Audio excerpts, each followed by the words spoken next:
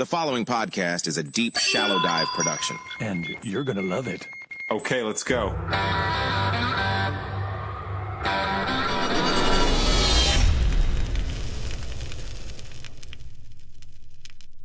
All right, so I'm going to start this off with probably one of the most important reasons why I'm having this conversation, other than the fact that I just have so much respect for you. But if you guys are not watching this on Spotify or on YouTube, let me give you a visual here.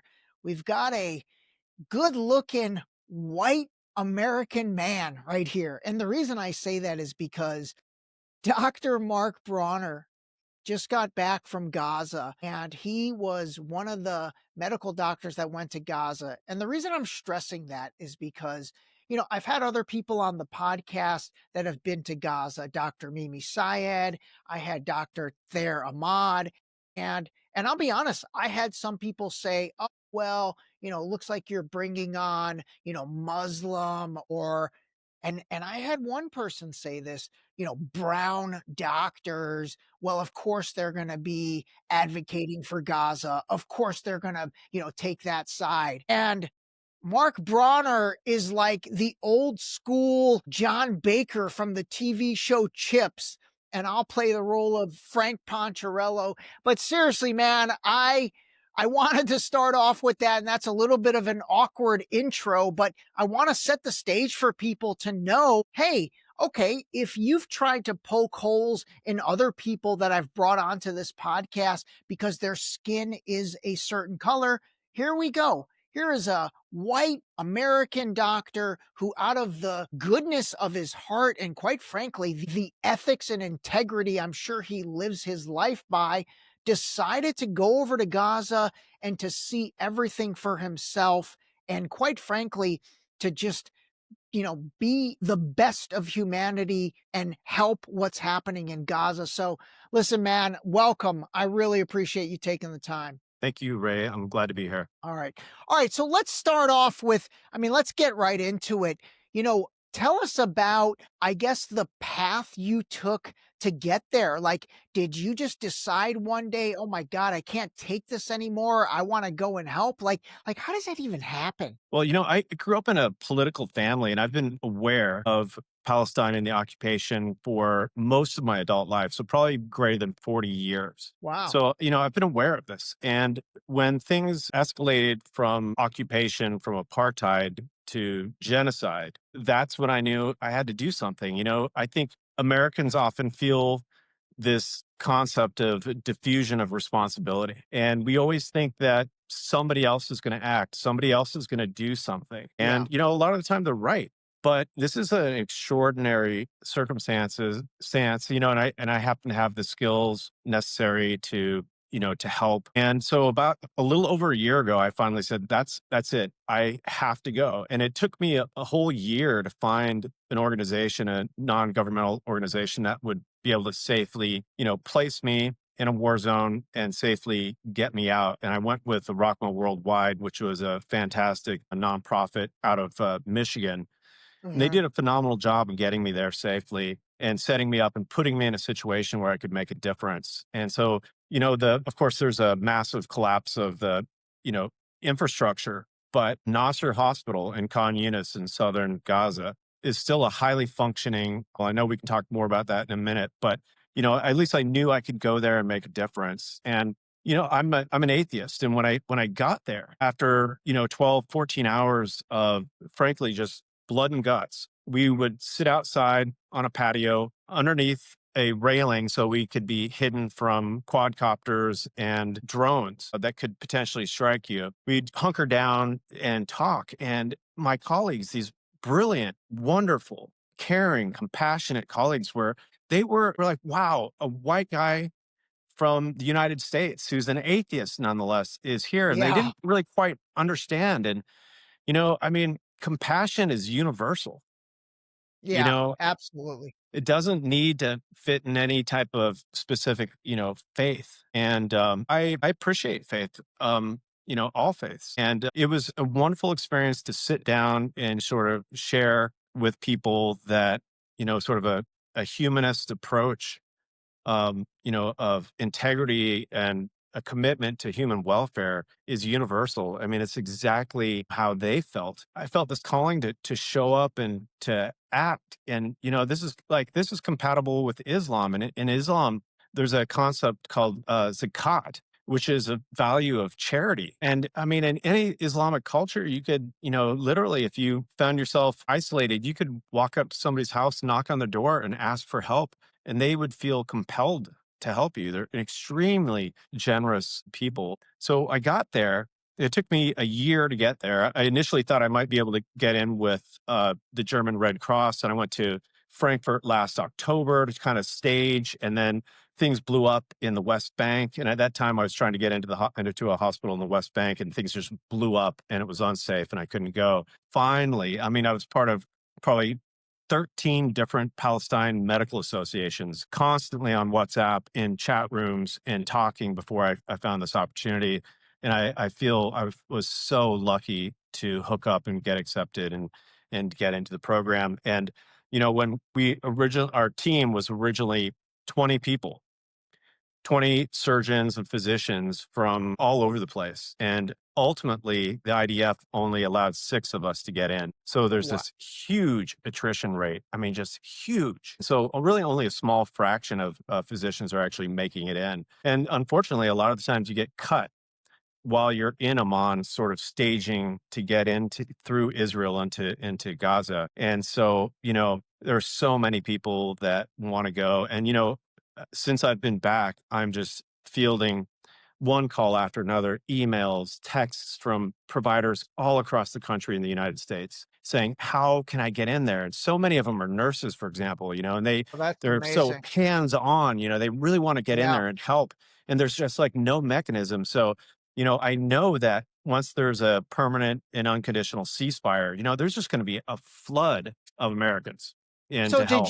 did you fly from so you flew from United States to Amman, Jordan, and the NGO that you hooked up with, they're kind of managing the logistics. And then talk us through that, I guess crossing the border because Yeah. it's all under Israeli control, right? Like did they question the shit out of you? Were You they know, like, what are you doing? Why are It you was, here?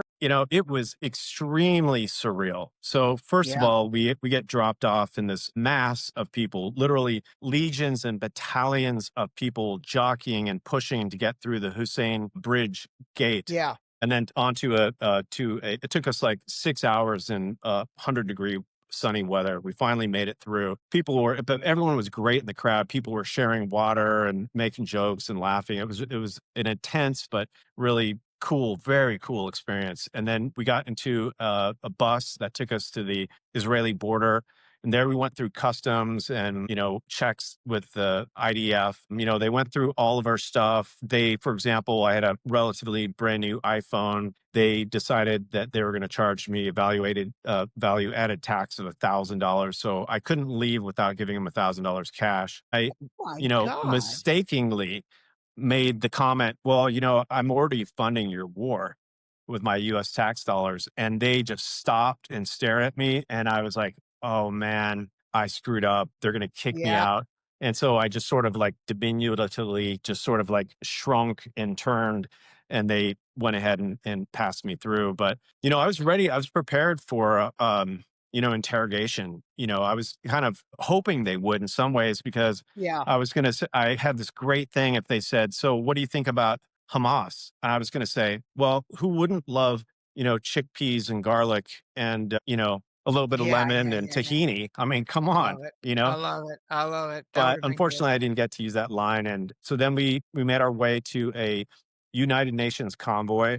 And it was the classic, tons of white vehicles with the big blue flags. And we drove through Israel, down just below Tel Aviv, and then crossed into Gaza. And that was, like a frightening experience, because they had a series of gates, and these gates were just mammoth. I mean, Yeah. gigantic, 40 feet tall, you know, These are massive gates from Tel Aviv getting into Gaza. So obviously, these have been up for decades from what I've yeah, understood. So like, yeah, absolutely.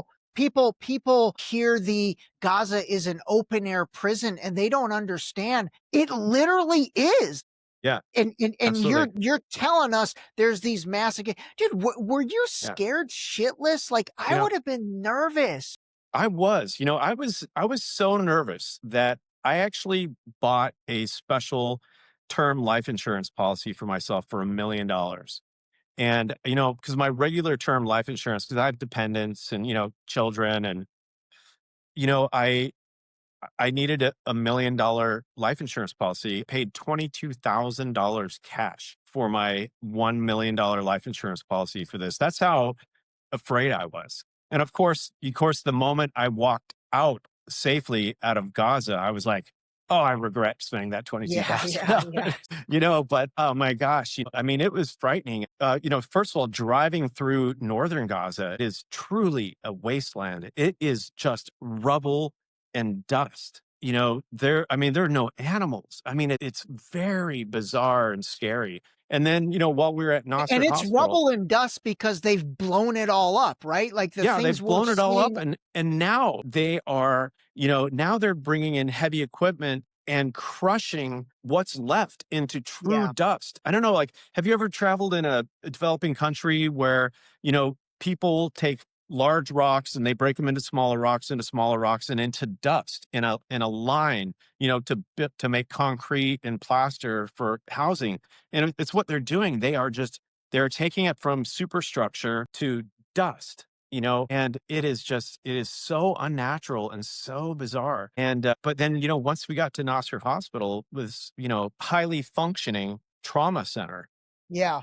albeit with, limited equipment and resources, but just doing a phenomenal job at, taking critically ill, unstable patients and Is stabilizing them. Nasser Hospital, Yeah. I want people to get a visual. Is Nasser Hospital look like, a Kaiser Permanente? Like, is it like a real structure? It's Yeah. big, it's massive, and it has not been, I guess, damaged because I think it's the only hospital left, if I'm not mistaken. 35 out of 36 hospitals Yeah. have been blown Yeah. up. There's a small hospital in near Gaza City that is um still having limited resources. I mean, extremely limited resources. Not a functioning hospital at all. But yeah, so that's a great point, Ray. Nasser Hospital is about a 500 bed hospital. In your average city of, say, 250,000 people in the United States, like a, decent sized city, Yeah. you'll probably have one or two 100 to 200 bed hospitals. So it's a pretty big hospital. Okay. It's the Okay. equivalent of a smaller academic, US hospital. But, and it's interesting though, because they normally have a robust number of services, but because of the genocide and all the destruction of the 35 other hospitals, all of the specialists who haven't been killed have migrated to Nasser. So you have all of these, Palestinian specialists there who are able to really dive in and, and get her done. Got it. Yeah. Yeah. It is shocking how well that hospital is working. And that really goes, it speaks so much to the people there, the nurses. Is the internal clean? Like I always worry about, I mean, hell, sepsis kills like Yeah. 200,000 Americans in US hospitals. So like when I think of like sepsis in the Nasser hospital, is it clean? I mean, what is it Yeah, yeah. like? So I mean, it's constantly being cleaned, and they're using, especially in surgery, they're using really good aseptic technique. Okay, But amazing. in the trauma resuscitation area, it was just so overwhelmed that we definitely cut corners. Unfortunately, sometimes we were always trying to do as good a job as we could. But for example, I had a situation where I had a 12-year-old boy that was shot in the head, and he had what we call brains out. So he had gray matter, brain tissue in his hair, but he was still breathing. He still had good vital signs. It was an isolated injury, nothing else. He was laying in a pool of blood, literally a quarter of an inch deep. And I was kneeling in that same blood pool. And I was trying to intubate him, which is to put a breathing tube down into his Yeah. lungs to breathe for him. We were eventually going to try to elevate his head and hyperventilate him for a little while, like breathe quickly for him so that we could blow off extra CO2, which would decrease his intracranial pressure and make it so they have a better chance of survival. And I couldn't quite get my body in a position to intubate him. So I said to somebody, "Hey, can we please pull him out into the room a little bit?" When somebody grabbed his feet and pulled him, the dressing on his head came off, and we pulled his brain tissue and his skull through the blood of 5 other people. My God. So, once I got him intubated, I turned him on his side. I took antiseptic and soap and large amounts of water, and I just sat there and tried to clean the back of his head as well as I could. We started him on antibiotics. I have a feeling there was a unlikely that he was going to survive anyway.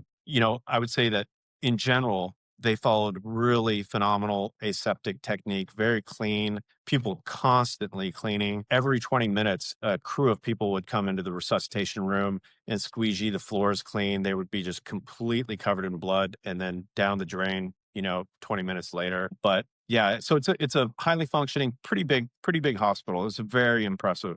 But Okay, what okay. makes it But really but obviously what you're describing, I mean, it's hard to even understand how just insane that must look while you're in it. Like, I can't even imagine trying to perform something medical on a child, let alone something involving, a brains out situation like you described, being in a pool of, quarter-inch blood. Like, yeah, that's insane. That it is is. And insane. the other part of it was that there would be 30 or 40 patients there. Sometimes they'd be stacked up on top of each other, waiting for us to get to them, you know? And yeah, it was overwhelming. I think if people have seen the TV show The Pit, Yeah, and it's the last like 3 episodes is a mass casualty event it's pretty intense. It's very chilling, and it seems very much overwhelming. And they saw 112 people in you know, that narrative. in that You know, narrative, yeah. on June 17th, 2025 at Nasser, we experienced what we think may be the single largest mass casualty event in a civilian hospital in modern history that we can think of. We saw over 400 trauma patients. That's insane. 250 of them were unstable multi-system trauma patients requiring aggressive resuscitation, multiple procedures, life-saving procedures, and going to surgery. 95 people died on the table or on the floor while we were working on them. And then the rest had serious, serious injuries. And so, you look at this TV show, the Pit, which is a pretty good show. And in that mass casualty, they saw 112. We saw between 4 and 450 people that day. So 4 times that number. That is amazing. What time did your day start? Are you like 6 a.m. Yeah. to Yeah. what's Well, the it's really shifts? funny because the work is so uh, absurd Yeah, that there really was no schedule for the international doctors. So when we got there, uh, I was with another U.S. emergency physician from Houston, and we thought to ourselves, we're going to work 10, 12-hour days, take a break and come back. And the other emergency physicians from Gaza were like, well, I think you should try 4 hours. Just do 4 hours. And we're like, 4. 4 hours. Yeah, And, after 4 hours, I found myself staggering away, literally just staggering away from the emergency department, just going, like, holy moly, what is going on here? And so yeah, I mean, like, I was there for and that's because it's just patient after yeah, patient after yeah. patient after patient. And by the way, are these wounds predominantly like gunshot wounds? Like, are people getting I honestly, from what I see, Yeah, they're almost getting snipered off, yeah, you know what I mean? It's not like random gunshot wounds like in the abdomen or in the leg. It seems like sniper gunshot wounds to where they're being picked off like this, right? absolutely. So there's been an evolution in the injury patterns. So early on in the genocide when there were still a lot of structures. When these structures were being demolished with bombs, people were getting a lot of crush injuries. So there are a lot of people who are just, crushed. Crushed. And there's like a whole sort of different pathophysiology of crush injuries and, how to take care of them, what to predict, et cetera. But then, there are no superstructures anymore. They're just exposed people.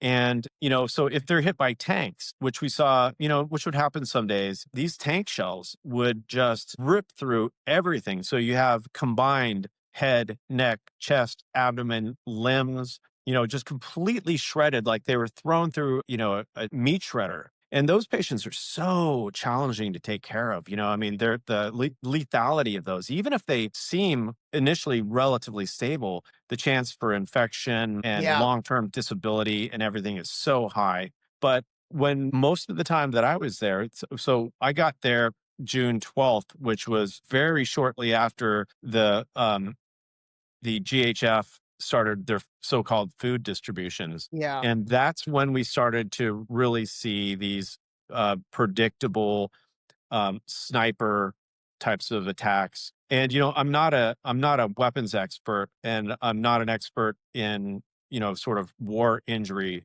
And now those experts are coming out and they're looking at the data and they're saying absolutely this was intentional sniper. And even IDF soldiers and other people responsible for this have started to leak information that that's precisely what they were doing. So one day we would see all head injuries. So in the front of the head, the side of the head, large caliber projectile wreaking just catastrophic injury to the brain and the skull. Some people were probably lucky enough to survive, but probably with great disability. Many were dead upon arrival. But then the next day we would see neck wounds. And so we'd see all these crazy neck wounds where it would often either make them quadriplegic, paralyzed for the rest of their life, maybe even to the point where they stop breathing on their own. Other times they just wreck the trachea. So air would escape underneath the tissue. We call it crepitance. And so you have like it's like Rice Krispies in the chest and neck. And those patients needed to be intubated and needed to have a breathing tube down their lungs for a long period of time before they can get a repair. And those patients are also really at high risk because long-term intubation under these circumstances puts them at really high risk for what we call ventilator-assisted pneumonia and, fungal infections and Yeah. complex infections. And then the next day, then we'd see all chest injuries. And then we would see all groin injuries. And the groin injuries are like among the worst. You think the groin, well, you've got major blood vessels that are Yeah. there that are very difficult to compress, to put direct pressure on to, stave the bleeding. And also they often will come with rectal and gut injuries. So not only do you have all this vascular trauma, but you got feces, Yeah. mixed in among it all, and it's just so devastating to look at a 10-year-old boy who has this and he's awake and thinking and talking and you're looking at him in the face and you're just, trying to not sort of convey by the way that you look, to Yeah. them that Yeah. your life is over, kid, and it's devastating, and, it's funny because a lot of people say that it's hard to put words to describe what's going on. And it's really not that hard to put words to it. It's just that the words are so foul and Yeah. grotesque Yeah. and Yeah. Yeah. abnormal and, gut wrenching that it's hard to put words to it, but No, I yeah, get it, man. I get it. yeah, It's hard to even visualize. Like again, I mean, I'm trying to visualize everything as you're talking about it, and I really want the audience to visualize just how insane what you're saying you saw day after day after day, hour after hour after hour. I mean, have you ever seen anything like this in your career in the United States? Like even one no. time? No, I mean, occasionally when I've worked at major trauma centers, I've seen, 5 or 6 major trauma patients all at the same time, explosions, large multi-vehicle car accidents, but nothing like this, and In March of 2020, when COVID was really hitting Yeah. Manhattan, I was lucky enough to get some time off, and I went to New York Presbyterian at the height of the COVID crisis in New York, Wow. and yeah, worked for a month. Um, and I saw that was unnatural. I mean, there were days where 100 people died. Okay. Wow. And so that was, I think that was the closest to this. But and I've worked in Mexico, and I've seen pickup trucks go off of bridges with 15 people in the bed of the pickup truck, all landing in boulders, Yeah. and but that didn't compare. That's 1 hour Yeah. Yeah. in Gaza and Yeah. Nasser, Yeah. you know? And so I don't think anybody has, and I've even talked to some of my colleagues that had a lot of experience in Afghanistan and Iraq. And, what they described to me was just wholly different, radically different Wow. than what we Interesting. experienced, you know? Okay, okay. Um, And by the way, I should have started the interview with this. You're an emergency physician. You're not a surgeon though, are you? Correct. I'm not. I'm a board certified emergency Okay, physician. okay, Yeah. okay. And so I have to imagine how many people that are coming in, I guess, just require physician services, and then how many people actually need surgery. Yeah. Well, the Nasser Emergency Department was pretty large, but I really pretty much just stayed in the trauma Okay, resuscitation room, okay, okay, okay. predominantly because, that's where the sickest and most injured people were. But that's also the only place where everybody spoke English. So all the Got it. nurses, all the physicians, a fair amount of the patients and the family. But outside of that, in the regular emergency department where there were lesser injuries, language was just a huge issue. And Yeah, yeah, I would have interpreters with me sometimes, but they would like wander off, and then you know a whole family would grab me and just drag me over to their patient's room, thinking, "Oh, this foreign doctor is going to save Hamad," you know, and um, and I would just be standing there, and I was like, pantomiming, and things yeah. like that. Yeah, so I pretty much stayed in the resuscitation room, and most of those patients, I mean, I'd say at least 75% of the patients that I saw eventually went for surgery in some way, shape, or form. The rest of them would probably go to the ICU, Got it, who got are it. fairly stable once we like put in chest tubes or drains around their heart and that kind of thing. But, occasionally it was interesting. Occasionally we would all of a sudden a complex medical patient would show up out of nowhere. Like somebody's uncle would have a congestive heart failure exacerbation. So right in the middle of the trauma room would be an old guy, really short of breath, with really high blood Like pressure. a Yeah. regular medical Yeah. situation. Like Oh, a regular you medical know what? situation. Yeah. That is so Yeah. funny. I Yeah. don't think anybody even thinks that while all this insanity is going on, there's still regular medical situations that are also happening. Yeah. Yeah. Wow. Absolutely. And the funny part is that this is a Nasser has an emergency medicine residency training program. So there are interns, medical students, residents, and attending physicians who are in charge. But the place Wow. is so overwhelmed that everyone's kind of acting independently. Yeah. They'd only predominantly only seen trauma for the last, 22 months. So these medically complex and unstable patients would come in, and they would kind of stand there and just stare at them and go, and that was one of the areas where, the US physicians were able to help a little bit. We like jumped in and, we started giving them nitrates to lower their blood pressure, putting them on positive pressure ventilation, hitting them with Lasix so they would pee out the fluid overload. And we would give bedside sort of tutorials and things like that. And this is stuff that they knew Yeah. intellectually, but Yeah. it Yeah. just kind of shocked them when it showed up, under the Yeah. Yeah. circumstances. But I could yeah, and I imagine. think that's one of the untold stories of Palestine, of Gaza, and especially from a medical standpoint, is that there's an epistemide, where there's like the death of medical education. The medical schools are gone. They're They're gone. rubble. All of the documents are gone. Some people don't have any sort of documentation of their 6 years of medical education. And these are highly trained people. And Palestine has one of the highest literacy rates in the world, like 97, 98%. So these, Palestinians take great pride in their intellect and Education. Yeah. education. And that's just been destroyed. And what that does is it's just another deep level of trauma to the Palestinian people because, they're going to lose their healthcare providers, Yeah. I mean, Yeah. and the infrastructure's gone and, it could take decades to kind of rebuild Yeah. Absolutely. and Absolutely. so Where did you sleep? yeah, so all academic hospitals usually have dormitories for medical Okay. students and residents to Okay. spend the night while they're working. So most of the medical students and residents would walk home to their tents. And so the international visiting doctors would stay in those facilities. And they were quite nice. And actually the sleeping room had air conditioning, which is one of the only places in the hospital. And it was like, it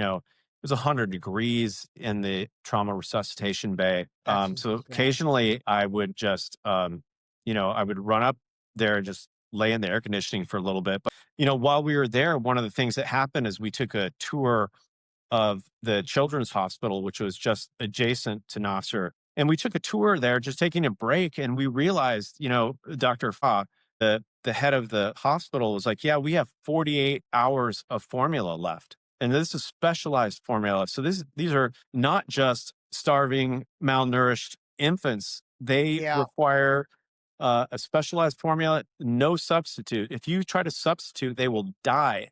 And they had 48 hours left, and they would get this little trickle of, one or two cans in every couple of days. And so within 30 minutes of being on this tour, I got the domain name Gaza Formula Countdown 2025 and built a Yeah. website in literally 45 minutes. And we are like, okay, we need to like raise, awareness of this and, do something about it, and, we tried everything. I mean, we tried to contact the Pope, tried to contact China for airdrop. We tried to work every angle and, we were not successful. It was an amateurish campaign. It was a, shoot from the hip campaign. We didn't, we're just like 4 US doctors. We don't know what we're doing. We just knew that we needed to do something. Yeah, yeah. Your US doctors turning into web designers, turning Yeah. into PR agencies, turning Yeah. into dude, it is insane. All right, let me ask you this question. And I asked Tara Ahmad this, and I asked Dr. Mimi Syed the same question.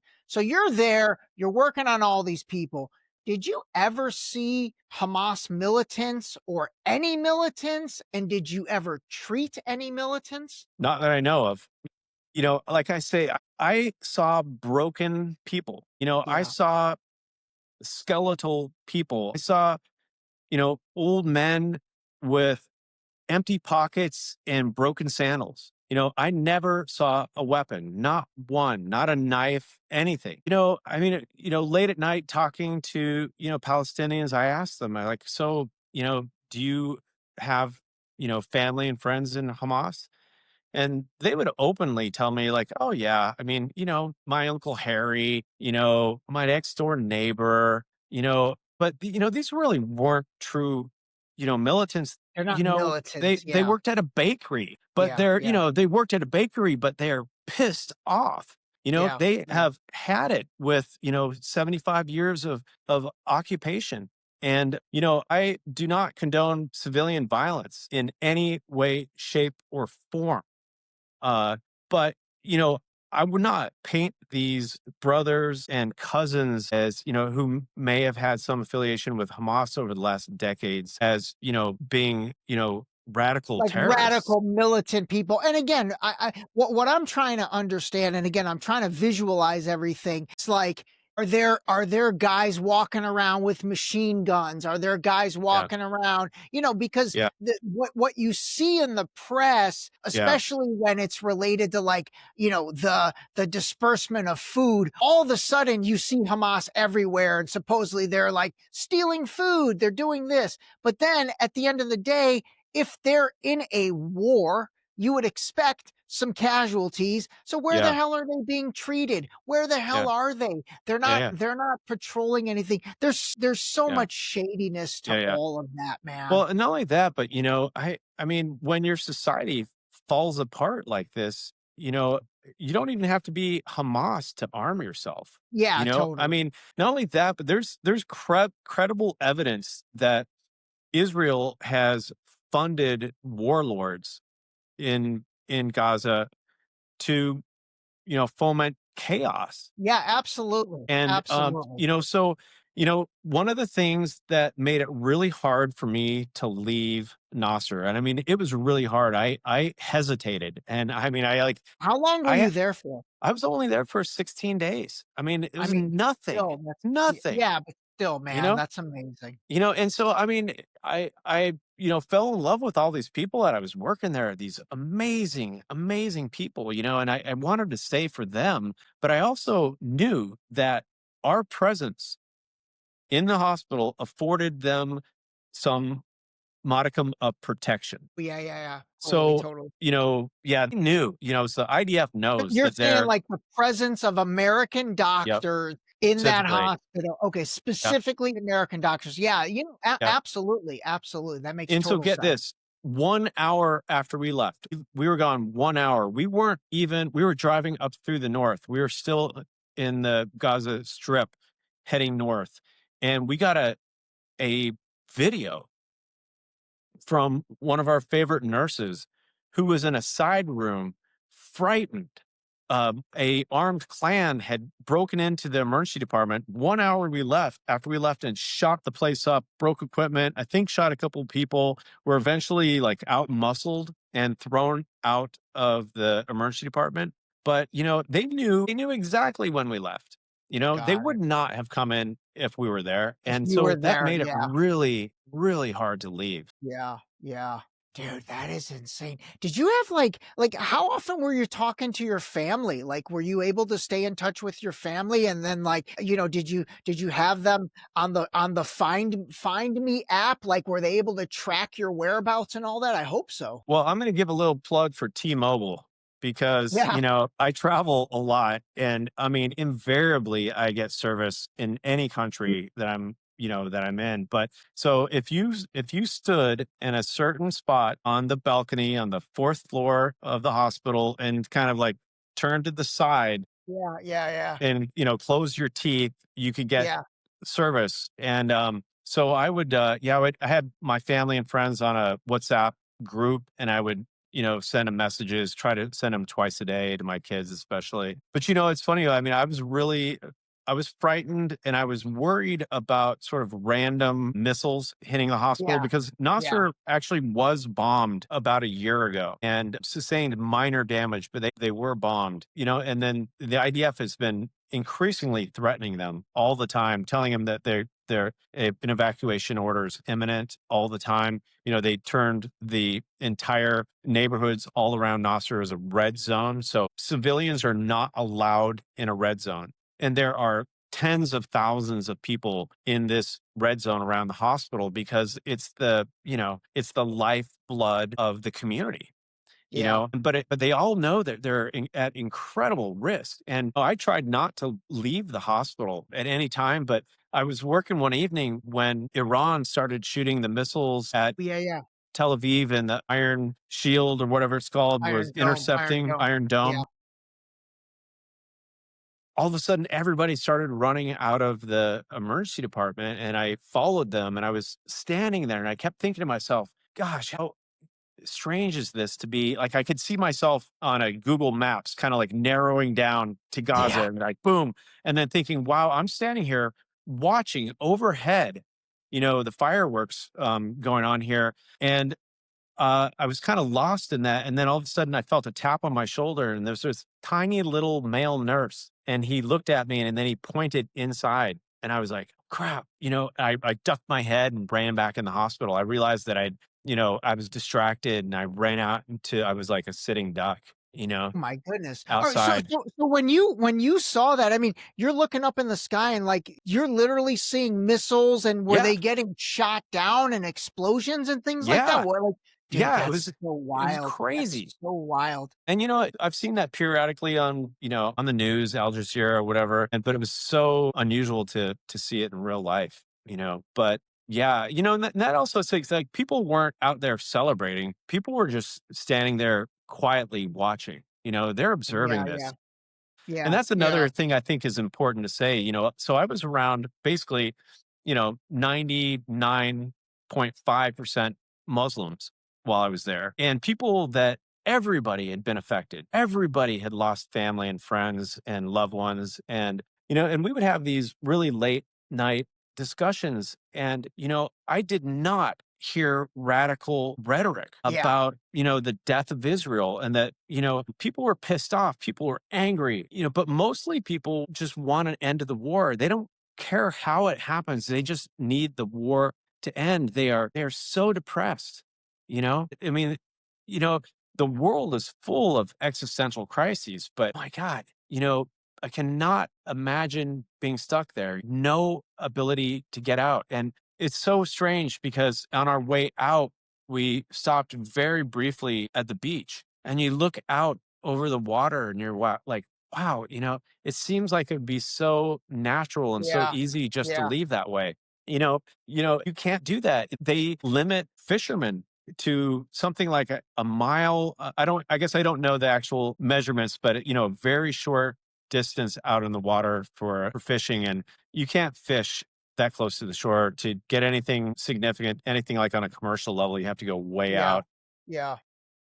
People do try to extricate themselves by water, but when that happens, they usually just get shot and sunk. Yeah, they either You get know, shot or they get caught. So I yeah, know you didn't leave the hospital much, but from your drives to and from the border, to and from, I don't know, the airport or wherever, I mean, it's destroyed though, right? Like is overall as you're driving through, it's not like driving through, Cancun, or driving through, like, if you go to Cabo or somewhere in Mexico, where before you get to the resorts and all that, you're driving through, somewhat undeveloped, it seems still. It's not that. It's like you're driving through just rubble, right? yeah, absolutely. It's like it's one or two steps away from being dust.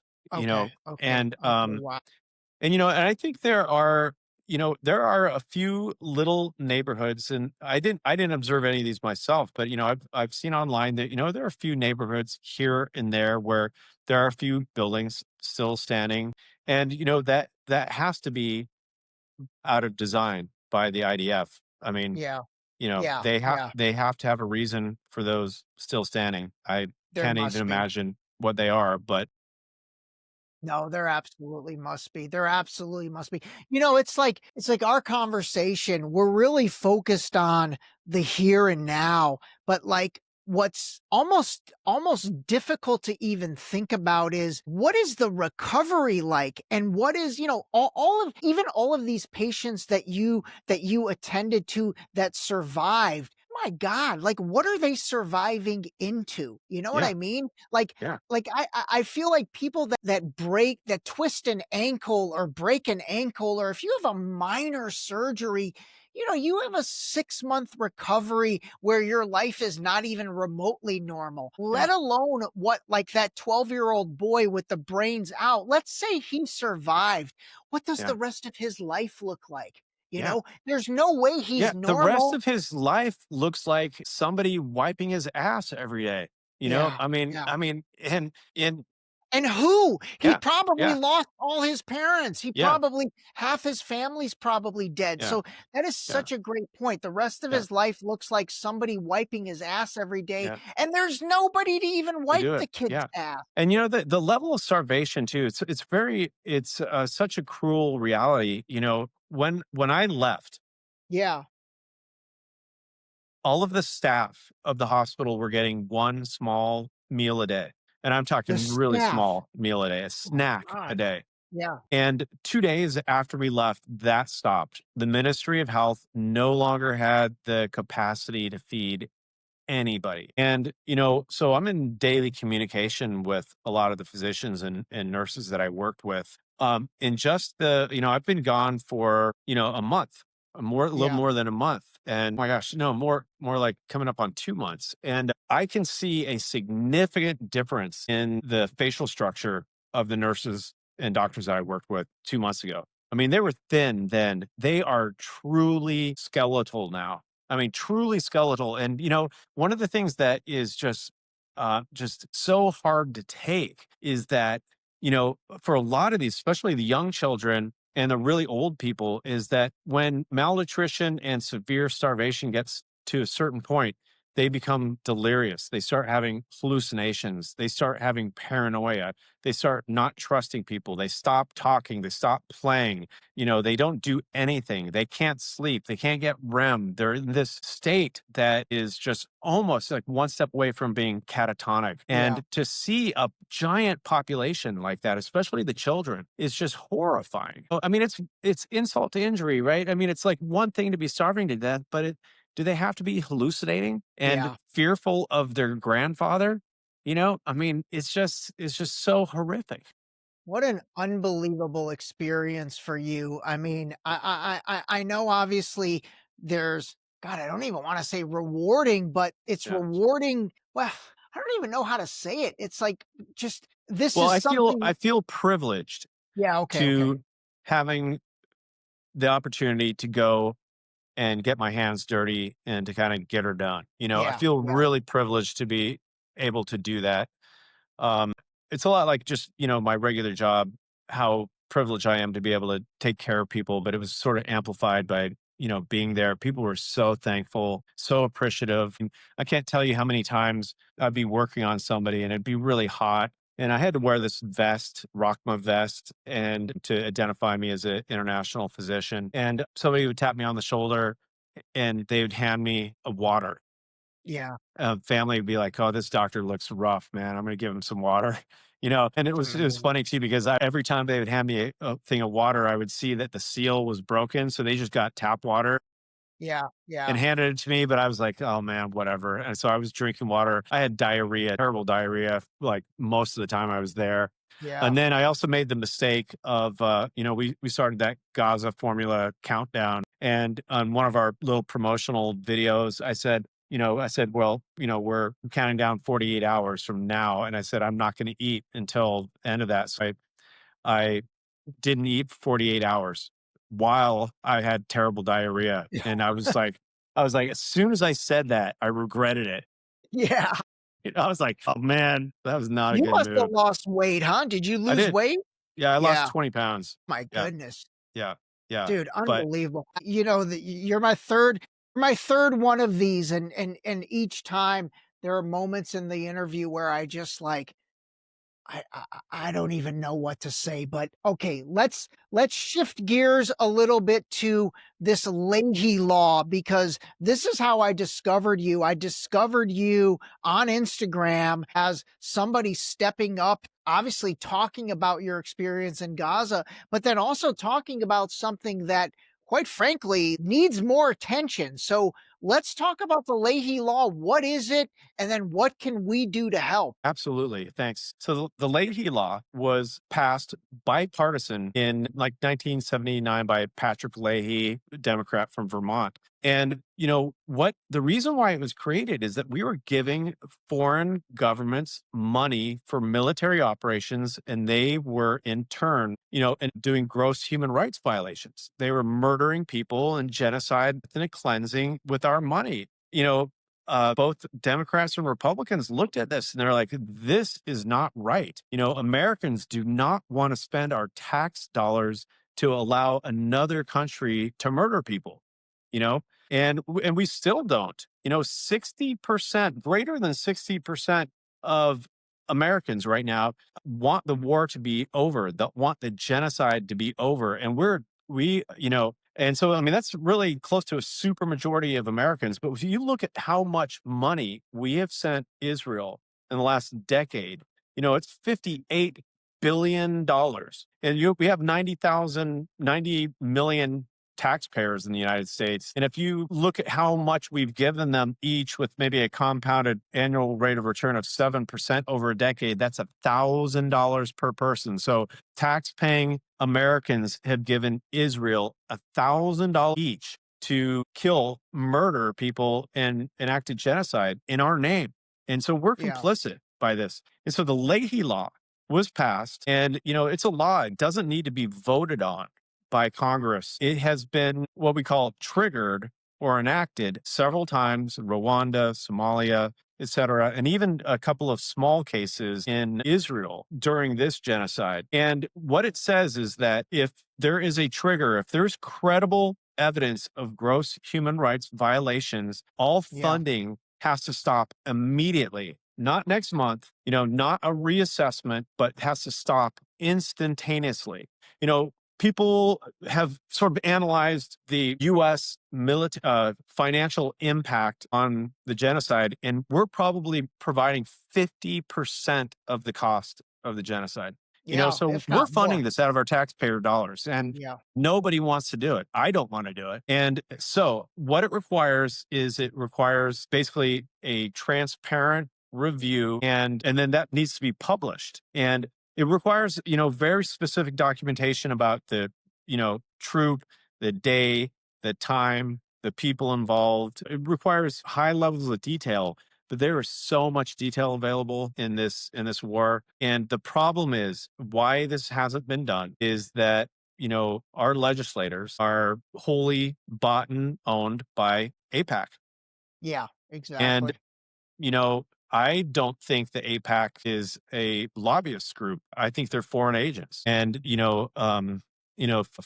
FARA, the Foreign Agent Registration Act, started in 1938. And it was Right. initially started so that Nazi Germany would quit funding Nazi propaganda in the United Right. States. Right. Right. And that's exactly the same thing that's happening right now. And the problem is, it's kind of the chicken and the egg. Yeah. FARA requires there to be transparency, full disclosure of who is funding it, who is making the decisions. That's But right. That's because right. APAC is just a U.S. lobbyist group, there's no transparency. Right. The Right. rules do not require uh, them to disclose sort of the inner workings of APAC. And I think if they did, they would find that they're most likely, true foreign agents. Yeah.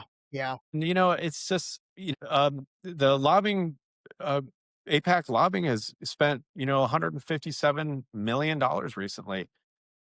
No, it's a well-oiled machine, but you know what? This Farah, Tucker Carlson's been talking about Hmm. this, Candace Owens has been talking Yeah. about this, Marjorie Taylor Greene now has been talking about this. The guys like Thomas Massey are advocates for obviously making Israel register as a foreign agent. So, I will tell you, one of my goals of bringing you on this podcast is to try and get our clips or our full episode in front of, people that definitely have a lot more reach than I do in order to propel you to get on other podcasts. I will say, I think we talked about this over the weekend, but there's a guy, I think a colleague of yours that was on the Theo Vaughn podcast Yeah, last week. absolutely. Yeah. Yep, that episode got a lot of traction, but I'll tell you what, man, I really am going to try and get you in front of these bigger players because I would again, love that. it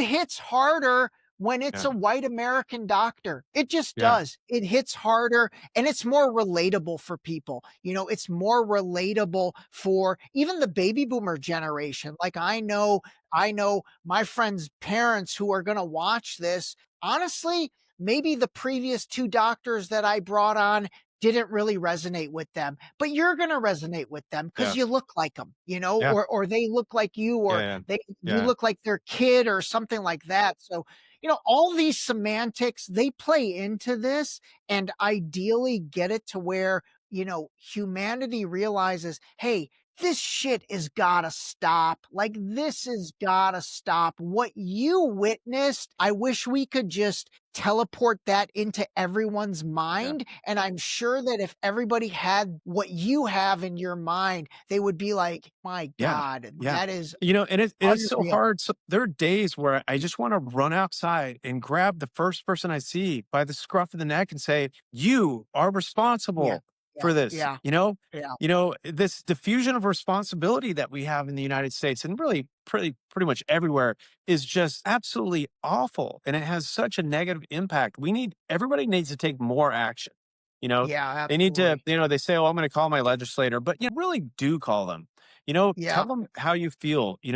Start, um, you know, not buying things that are made Yeah. and Yeah. boycotting products from Israel, et cetera. I mean, we do have different levels of power, There in are our, in, different ways to affect yeah, it. The problem is we live in this society where, quite frankly, until it affects me, and I'm using that as everyone, until it affects them, they don't give a shit. They're scrolling on their phone. I have friends now. And again, I don't want to like lose friendships over this, but like I have friends that to this day are still posting like, their latest meal. And I'm like, yeah, dude, who gives yeah, a shit what you ate yesterday? yeah, I don't yeah, care. I don't need to see your name on a yeah, Starbucks cup that yeah. they spelled it wrong. Like, do you realize what's going on in this world? But listen, it's people like you who step outside and quite frankly, even more impressive than I mean, I talk about it, but man, you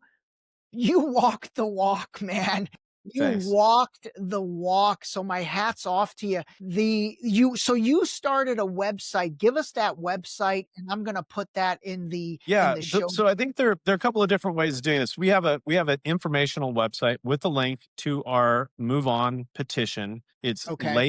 LeahyReviewNow.org. So LeahyReviewNow.org. And I wish it was SmithReview.org because Leahy Yeah, is yeah. Leahy, which is a little bit tough, but Leahy Review Now. But if you really want to just go to the petition, the best way to get to the petition is at stoptheidf.org Okay, or perfect. stoptheidf.com. Okay, Just perfect. stop the IDF. Okay, And perfect, this is our perfect. only. So it seems to me like there are three ways we can deal with this genocide. Israel can unilaterally stop.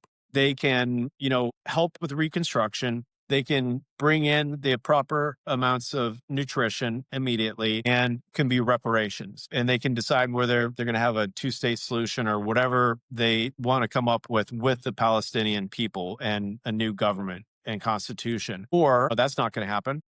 Yeah, it's The other not thing gonna. is that, we could have a United Nations Security Council resolution for an unconditional and permanent ceasefire.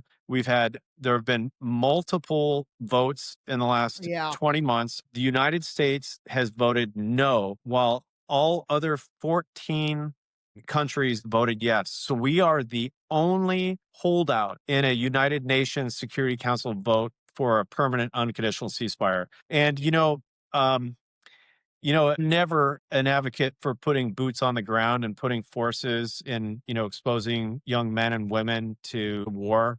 I think it's yeah, like the very last thing necessary. But this is starting to get to the point for me where I think it might be justified to have United Nations forces on the ground and protecting civilians and helping with reconstruction. And I know that's a lot to say, and it's something I'm sure I hope I don't live to regret, but that's the second solution. The third is the Leahy Review.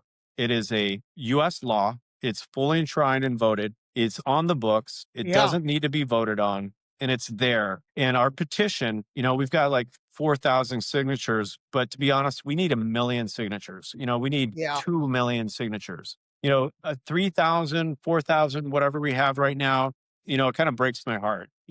I mean, yeah, in my local town of 200,000 people, the local Free Palestine group, there are 5,000 of us. And we only have 3,000, and we've been pushing this out to the entire United States for a month. So, through programs like yours, Ray, I'm really hoping people will go to stoptheidf.com, stoptheidf.org, and sign the petition.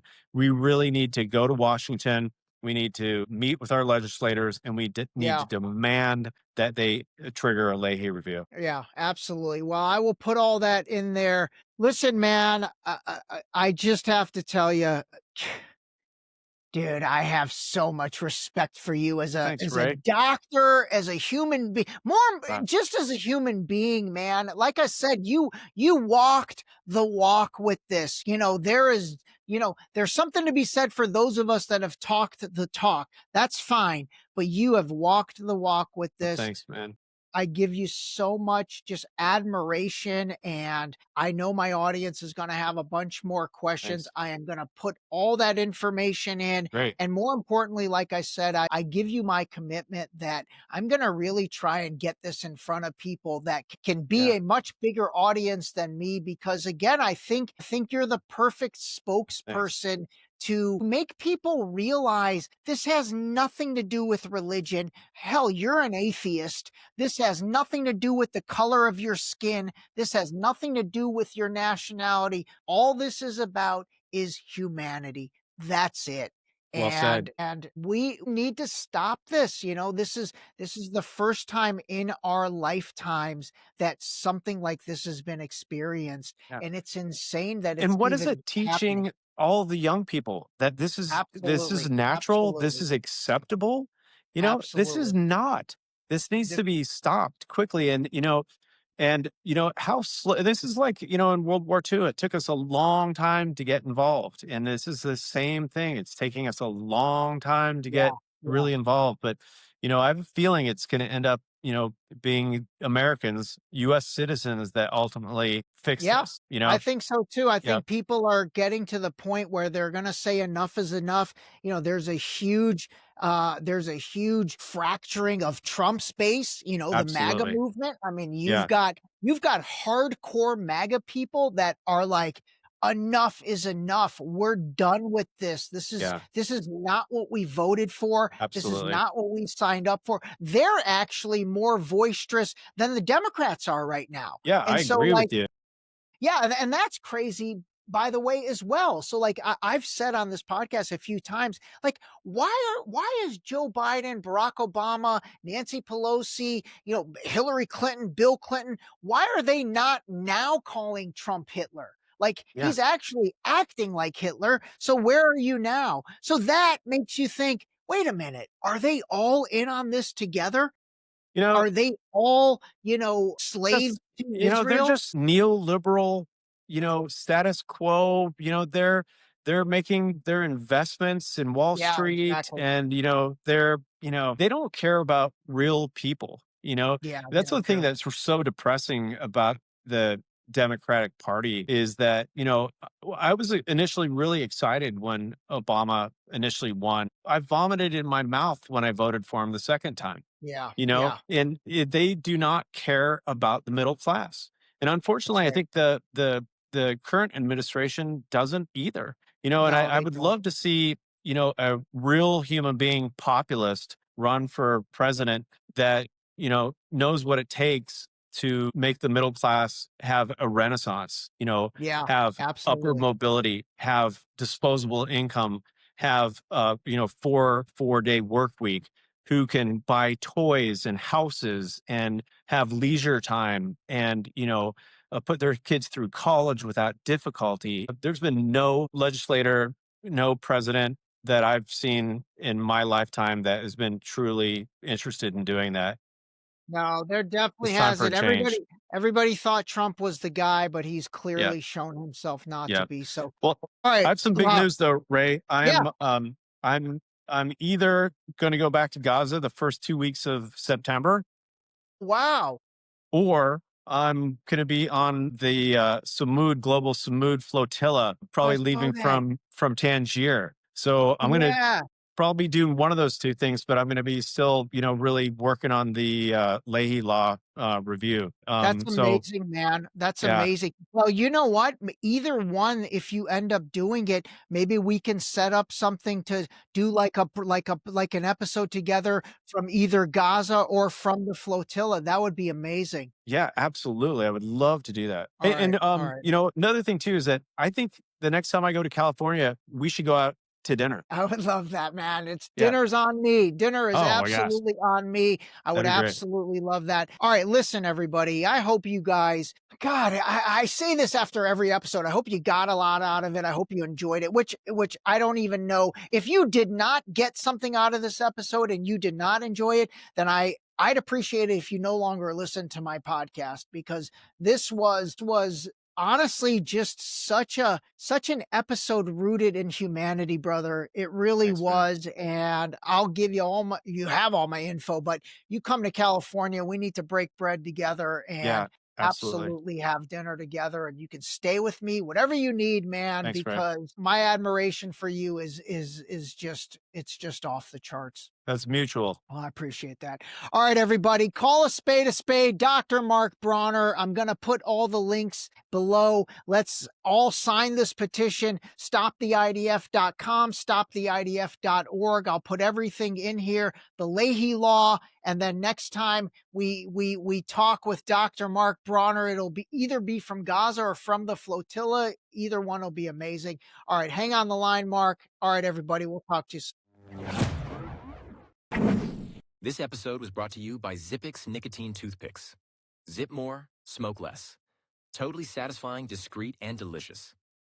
Zippix nicotine-infused toothpicks are available in 6 great flavors, each containing at least 2 milligrams of nicotine to curb those cravings. Zippix is FDA registered and proudly made in the USA. Use discount code DSD for 10% off your order at zippixtoothpicks.com. Zip more, smoke less, save 10%.